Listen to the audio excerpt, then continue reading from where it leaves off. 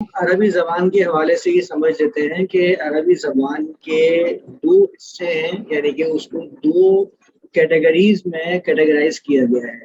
اس میں سب سے پہلے جی آتا جی ہے صرف اور دوسرا آتا ہے نحو. صرف اس کا معنی ہوتا ہے کسی چیز کا پھیر دینا، جیسے کہ قرآن کے اندر جی اللہ تعالیٰ نے فرمایا نا وَلَقَدْ صَرَّفْنَا یا وَلَقَدْ صَرَّفْنَا الْآيَاتِ، ہم نے جی آیات کو پھیر پھیر کر سمجھایا ہے. یعنی کہ ایک ہی موضوع کے اوپر آپ کو قرآن میں جگہ جگہ وہ باتیں نظر آتی ہیں. جیسے کہ موسیٰ کا واقعہ اگر آپ دیکھیں گے وہ قرآن میں آپ کو 4 سے 5 جگہ مختلف پیرائے سے نظر آئے گا. تو اس کو کہتے ہیں کسی جی چیز کو پھیر دینا، پھیر پھیر کر لے کر آنا. تو صرف جب عربی زبان کی گرامر میں ہم دیکھتے ہیں تو ایسے اصول و ضوابط جن کے ذریعے ایک کلمہ سے دوسرا کلمہ بنانے اور اس میں تبدیلی کرنے کا طریقہ معلوم ہو. جیسے کہ فاعلہ ایک ورڈ ہے، اب فاعلہ سے میں نے الف کا اضافہ کر کے عین کے نیچے زیر لگا کر فاعل بنا دیا. اسی کے ساتھ میں نے شروع میں میم لگایا، عین کے بعد واو لگایا، تو یہ مفعول بن گیا. تو یہ جس طریقے سے میں نے فاعلہ کو فاعل بنایا اور مفعول بنایا، تو میں نے ایک کلمہ سے دوسرا کلمہ تیار کر لیا اور دوسرے کلمہ سے میں نے تیسرا کلمہ تیار کر لیا. ان کلمات کی تبدیلی، اس کا علم کس طرح سے اس کو پھیرنا ہے، اور جب میں اس کو ایک اضافہ کروں گا اس کے اندر حروف کا تو مجھے زبر زیر پیش کہاں لگانے ہیں، یہ ساری چیزیں ہمیں صرف کے اندر معلوم ہوں گی.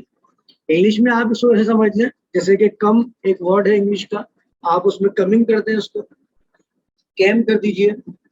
تو یہ جتنا آپ ورڈز کو پھیرتے جا رہے ہیں مختلف، یہ صرف کہلاتا ہے عربی زبان کے اندر. اور صحیح. اس کے بعد دوسرا ہے نحو. نحو کہتے ہیں، وف آپ اس کو پڑھیں گے تو نحف کہلائے گا. نحف کا لغوی معنی ہوتا ہے راستہ، کنارہ یا ارادہ کرنا. ہم یہاں سے اس کی جو میننگ لیں گے وہ لیں گے کنارہ. اب کنارہ اس لیے لیں گے کیونکہ ہم آگے چل کے اس کو سمجھ لیتے ہیں کیوں کنارہ اس کا لیا جائے گا. اصطلاح میں اس سے مراد وہ علم ہے جس میں ایسے قواعد بیان کیے جائیں کہ جن کے ذریعے اسم، فعل اور حرف کے آخر میں تبدیلی واقع ہونے یا نہ ہونے. دیکھیے، اسم، فعل اور حرف کے آخر میں، آخر مطلب کنارہ، جو میں نے کہا نا کنارے کا ہم جی اس کی میننگ کو کنارے کے لیے استعمال کریں گے یہاں پر.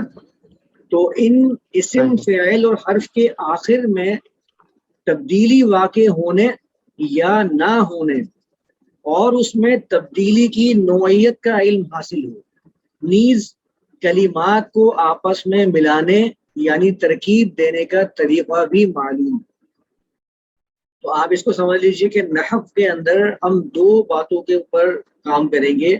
اس میں پہلی بات یہ ہوگی کہ ہم جب کوئی فریز بنا رہے ہیں یا ہم کوئی سینٹینس بنا رہے ہیں، یہ دو الگ الگ چیزیں ہیں. فریز یعنی مرکب جو ایک سے زائد لفظوں کے جوڑ، اور جملہ جب ہم یہ تیار کر رہے ہیں تو ہمیں فریز بناتے ہوئے یا جملہ بناتے ہوئے کون سے لفظ کو کہاں رکھنا ہے، یعنی arrangement of words in phrase اور سینٹینس.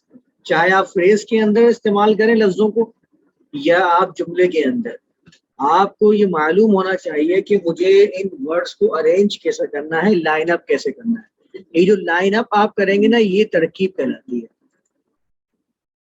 اس کے بعد عربی زبان کے اندر آپ کو معلوم ہے کہ اگر آپ لائن اپ کر رہے ہوتے ہیں، اس کو ارینج کر رہے ہوتے ہیں لفظوں کو، تو اس کے لاسٹ لیٹر پر تبدیلی واقع ہونا شروع ہو جائے. میں آپ کو مثال دے دیتا ہوں. مثال میں نے آپ کے سامنے دو لکھی ہیں، ایک فریز ہے اور نیچے والا سینٹینس. یہ لکھا ہے میں نے رب الناس. اب آپ دیکھیں کہ رب با کے اوپر میں نے پیش لگایا ہے، میں اس کے اوپر دو پیش بھی لگا سکتا تھا، دو زیر بھی لگا سکتا تھا، دو زبر بھی لگا سکتا تھا، یا میں ناس کے سین کے نیچے زیر لگایا ہے، میں پیش لگا سکتا تھا. یہ میں نے جو با کے اوپر پیش لگایا اور سین کے نیچے زیر لگایا ہے، یہ نحو سے متعلق ہے. یہ معلوم ہونا چاہیے آپ کو کہ یہ با کے اوپر پیش اور سین کے نیچے زیر ہی کیوں آیا ہے. اگر یہ معلوم ہو جاتا ہے تو سمجھ جائیے کہ آپ کو اعراب کے بارے میں معلوم ہو چکا ہے. رب کو میں نے پہلے لکھا ہے، ناس کو بعد میں لکھا ہے. یہ ارینجمنٹ اگر آپ کو معلوم ہے تو نحو کے اندر آپ نے دوسرا قاعدہ سیکھ لیا. اسی طریقے سے ایک اور مثال دیکھ لیجیے، نیچے میں نے لکھا ہے وَقَتَلَ داود جالوت. اب اس میں یہ جملہ ہے، اس کی میننگ بنتی ہے داؤد نے جالوت کو قتل کیا. اب اس کے اندر قتل ورب ہے، قتل کے بعد آپ کو دو ناؤن نظر آ رہے ہیں. ان دو ناؤنز میں سے ایک آپ کا سبجیکٹ ہے اور ایک آپ کا آبجیکٹ ہے. اب اس کے اندر کوئی ایسا پیمانہ نہیں ہے ہمارے پاس کہ ہم سبجیکٹ اور آبجیکٹ کو ایسے ہی پہچان لیں. ہمارے پاس پیمانہ صرف ایک ہوگا، وہ یہ ہوگا کہ ہم داؤد کے اوپر دیکھیں گے کہ داؤد کے لاسٹ لیٹر پر کیا لگا ہے اور جالوت کے لاسٹ لیٹر پر کیا لگا ہے. اگر داؤد کے لاسٹ لیٹر پر پیش لگا ہے تو یہ سبجیکٹ بن کے آیا ہے. جالوت کے تا کے اوپر زبر لگا ہے تو یہ مفعول بن کے آیا ہے. یہ طریقہ معلوم ہونا چاہیے. اچھا، میں نے سب سے پہلے لکھا ہے قتل، یعنی کہ میں نے ورب پہلے لکھا ہے. میں اگر داؤد کو پہلے لے جاؤں گا تو جملے کی قسم چینج ہو جائے گی. جملے بھی کی دو اقسام ہوتی ہیں. اگر میں داؤد کو پہلے لے گیا تو یہ جملے کی دوسری قسم بن جائے گی. میں نے یہاں پر جملے کی جو قسم لکھی ہے وہ بالکل چینج ہو جائے گی داؤد کو پہلے لے جانے سے. تو مجھے یہ معلوم ہونا چاہیے کہ مجھے یہ داؤد قتل کے بعد رکھنا ہے یا پہلے رکھنا ہے. یہ ساری چیزیں ہم نحو میں سیکھیں گے، یعنی لائن اپ کرنا، ترکیب دینا.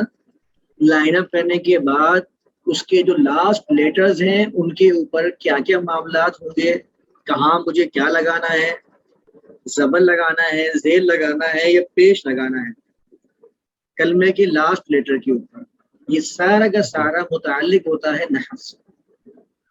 ٹھیک ہے، ایک مرتبہ میں دوبارہ آپ کے سامنے رکھ دیتا ہوں. صرف پھیرنا، ایک کلمے کو دوسرے کلمے کے اندر ڈھال دینا. میں آپ کو مثال دیتا ہوں، جیسے کہ صراف عربی زبان میں کہتے ہیں سنار کو.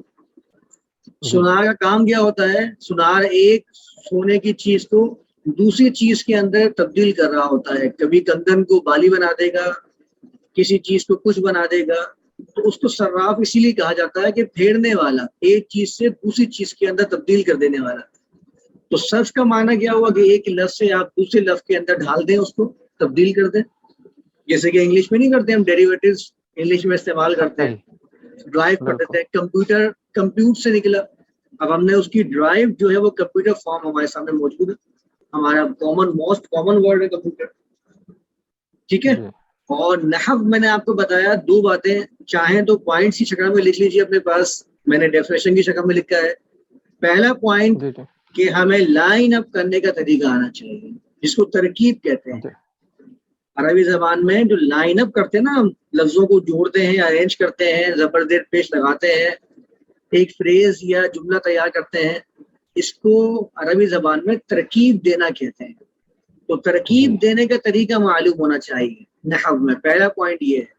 دوسرا پوائنٹ یہ ہے کہ ترکیب دینے سے اعراب میں جو تبدیلی واقع ہوئی ہے اس کا علم ہونا چاہیے. یہ دونوں نحو کا طرف. رب الناس کے سامنے اگر میں آپ کے سامنے لکھ دیتا ہوں ایک اور ورڈ تو آپ اس کو اور مزید سمجھ جائیں گے.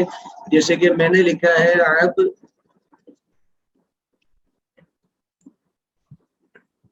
عبداللہ، میں نے لکھا ہے عبداللہ. یہ موسٹ کامن ورڈ ہے، اس کو ہم جانتے ہیں. جی بالکل.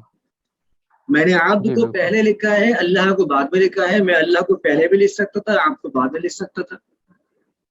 لیکن چونکہ مجھے معلوم ہے کہ میں جب عبد کو پہلے لکھوں گا اور اللہ کو بعد میں لکھوں گا تو میرا ترجمہ نکل کے آئے گا اللہ کا بندہ.